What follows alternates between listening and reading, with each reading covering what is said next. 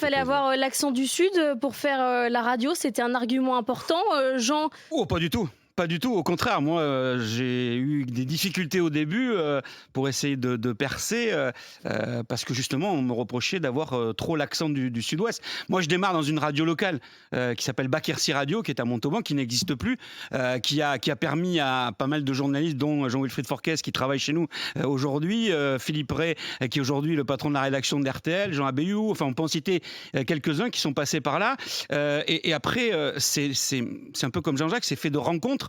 Je suis à Montauban, je rencontre Georges Bury qui est responsable du bureau AFP à Toulouse et qui me dit à RMC au bureau, il cherche un pigiste, si ça t'intéresse, voilà, tu vas pas rester là dans ta radio locale.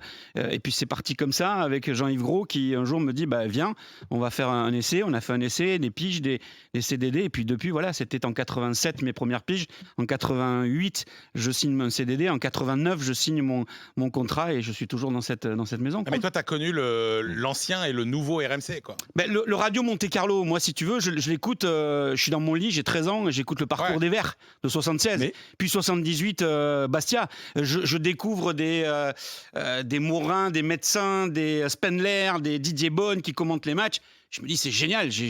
Moi, j'étais déjà avec eux en reportage. Et toi, exactement. Ouais. Moi, j'ai des photos où j'ai Jean-Jacques Bourdin entouré de journalistes sportifs de différents médias, et notamment la Coupe du Monde de 86.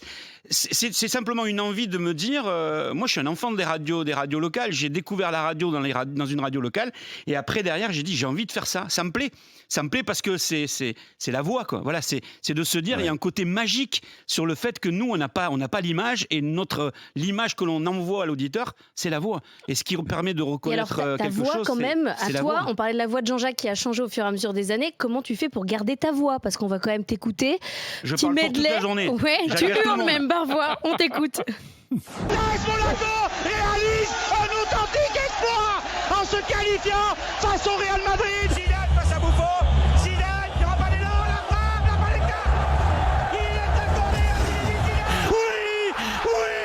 Oui, Griezmann qui libère l'équipe de France. Taper la frappe à rouler.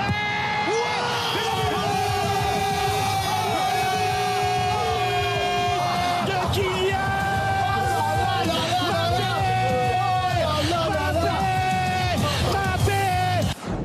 Il n'y a qu'à la radio qu'on peut hurler comme ça. Attends, Laure, là, tu viens d'entendre un résumé des moments d'extase. Mais le talent de Jean, c'est pas que ça. Le talent de Jean, c'est quand les matchs sont pénibles. Et il y en a plein des matchs pénibles. Il te raconte le match, t'as l'impression que le match à la radio va plus vite que sur le terrain. C'est ça qui est extraordinaire. C'est pas seulement les moments où on gagne, les moments. Je me trompe pas. C'est pas faux. Je me fais chambrer souvent par rapport à ça. Mais c'est simplement la passion. Voilà, j'ai envie de faire passer le message, la passion. Les gens sont de l'autre côté de la radio, j'allais dire du transistor, oui, à une certaine époque, maintenant on l'écoute différemment bien évidemment, mais ils ont envie de participer à ça. Et le meilleur témoignage que j'ai reçu, c'est le témoignage d'aveugles, de non-voyants, de malvoyants qui, eux, sans la radio, ne peuvent pas vivre un match de foot, un événement sportif, parce que pour eux, c'est la meilleure des manières de décrire l'événement. Qu'est-ce qu'on fait? On fait du journalisme, c'est du factuel, c'est du b.a.-ba. On raconte ce que l'on voit. Et il y a un rapport à la description quand même très différent.